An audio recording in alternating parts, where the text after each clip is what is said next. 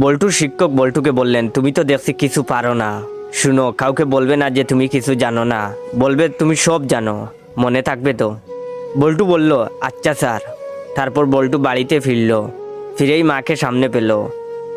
মাকে বলল, মা আমি সব জানি। তখন বল্টুর মা বললেন, আরে দূর বুকা, তোর পাশের বাড়ির আঙ্কেল তো শুধু চা খেতে এখানে আসেন, এর চেয়ে বেশি কিছু না। এই নে 100 টাকা, মুখ বন্ধ রাখিস। বল্টু তো অবাক।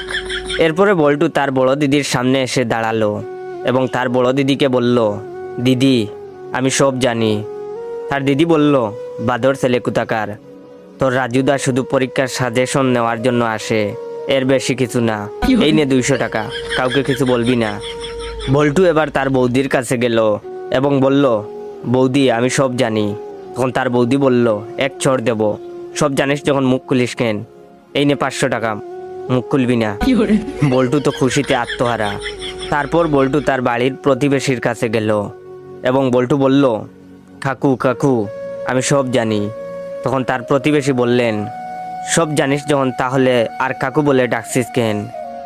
আয় খুকা, আমার বুকে আয়।